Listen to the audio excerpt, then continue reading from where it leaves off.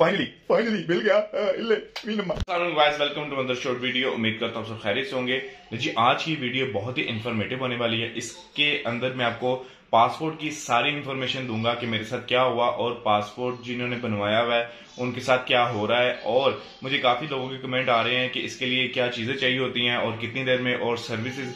और कई लोगों ने मुझे मैसेज किया कि जी आप मैसेज का वेट करें फिर आप जाते। सारी इन्फॉर्मेशन देने से पहले चैनल को सब्सक्राइब कर ले, बेल आइकन के बटन को प्रेस कर ले ताकि नेक्स्ट वीडियो आपको जल्दी मिल सके। सो गाइस ये था मेरा पासपोर्ट जो मुझे मिल चुका है। पाकिस्तानी हुकूमत ने बहुत लेट किया लेकिन मिल चुका। सबसे पहले गाइस जिन लोगों ने पासपोर्ट रिन्यू करवाना है तो वो पहले आप लोगों को मैं ये भी बताऊंगा कि किस तरह आसान तरीका है, किस तरह जाएं और सुकून से अपना पासपोर्ट रिन्यू करवाएं। सबसे पहले ये चीज के रिन्यू करवाने के लिए आप लोगों ने फीस जमा करवानी है। अगर आप वहां जाके एजेंट को कहते हैं वो 3,000 रुपया फीस है 5 साल की और 4500 रुपया फीस है 10 साल की।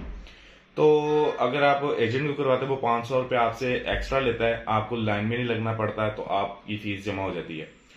लेकिन उस फीस जमा करवाने का कोई फायदा नहीं क्योंकि अंदर इतना रश होता है, इतना ज्यादा रश होता है, कम से कम 100-150 बंदा अंदर बैठा होता है। ठीक है, उसका आसान हल ये है जो मैंने तरीका अपनाया वो आपको बताने लगा हूं। मैंने जुम्मे वाले दिन अपनी फीस जमा करवाई, पासपोर्ट रिन्यू की।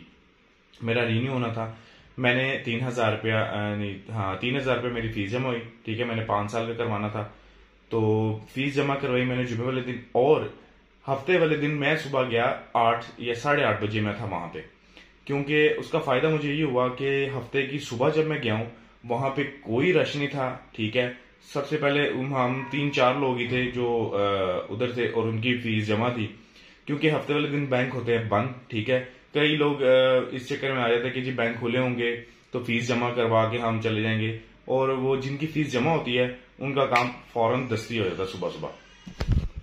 अच्छा, और दूसरी बात, अगर आपने सबसे पहले चीजें आपके पास कौन सी होनी चाहिए जब आपने फीस जमा करवा ली, जो आपका पहला पासपोर्ट है आपने वो लाजमी लेकर जाना है। अपने आईडी कार्ड की कॉपियां 2 करवा लीजिएगा, पासपोर्ट की कॉपी करवा लीजिएगा। ठीक है, पुराने वाले की, या पासपोर्ट पुराना साथ होना चाहिए आपका और जरा अच्छे से बन के जाइए, वहां पिक्चर्स भी लेते हैं सुबह सुबह। तो वो बात यह है कि अगर आपके पास पुराना पासपोर्ट नहीं है या आईडी कार्ड की कॉपी नहीं है, वो अंदर से आपको फिर बाहर भेज देंगे। ठीक है कि जी आप बाहर जाएं ये करवा के लाएं, उसमें आपका टाइम होगा वेस्ट। पहले कॉपियां वगैरह पास रखें, एक्स्ट्रा रख लें, वो ज्यादा बेहतर है।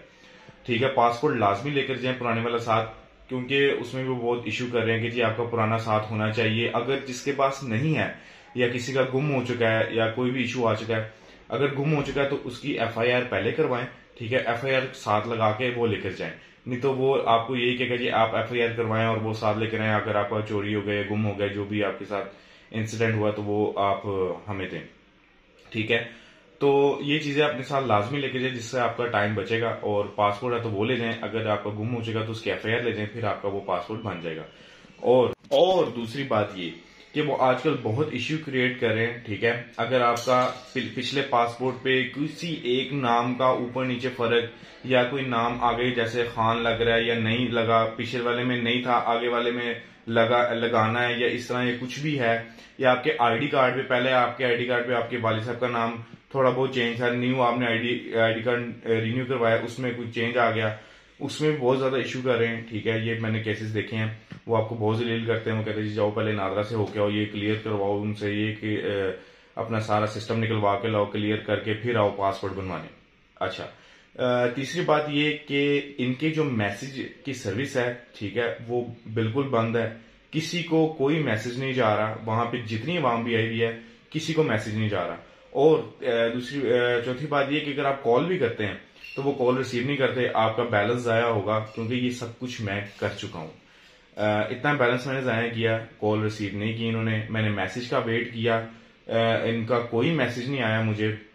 1 महीने के बाद इन्होंने कहा था जी आप आइएगा और आपको पासपोर्ट मिल जाएगा। ले जी मैं 1 महीने के बाद, यानी कि 1 महीना 1 दिन के बाद गया। 13 मार्च को मेरा आना था पासपोर्ट, मैं 14 मार्च को गया। ऊपर से मैं 1 घंटा बल्कि आधा पौना घंटा, सुबह जल्दी में चला गया था, आधा पौना घंटा फिर भी मुझे लाइन में लगना पड़ा। और जब मेरी बारी आई उसको मैंने पेपर दी, उसने कहा जी 1 हफ्ता पासपोर्ट आपका लेट है, जिसकी वीडियो मैंने डाली थी। और उधर मेरे सामने उधर जितने भी लोग थे जिनका 13 तारीख को आना था, सबके पासपोर्ट लेट थे। वो एक भाई थे वहां मिले, उन्होंने कहा जी नहीं अंदर चलते हैं, इनसे पूछते हैं क्यों हो रहा लेट ये वो, और सही भी था। मैं उसके साथ अंदर चला गया।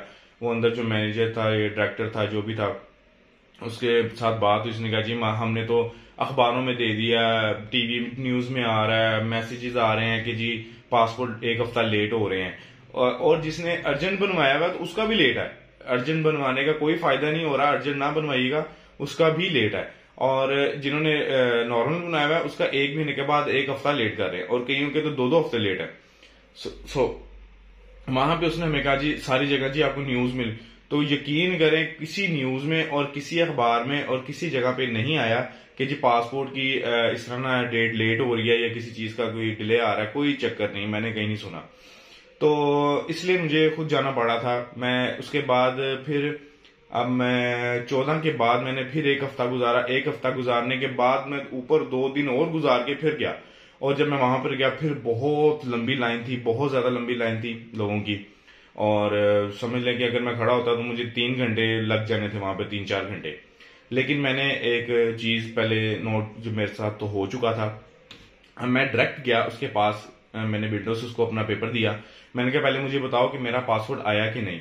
ठीक है, मेरे साथ भी एक बंदा था, उसकी भी सेम डेट थी मेरी जैसे, वो भी 1 हफ्ते के बाद आया था, लेकिन उसको उन्होंने बोल दिया कि जी नहीं आया। और मुझे भी लगा शायद मेरा नहीं आया होगा, लेकिन मैंने दिया, उसने कहा जी आपका आ गया।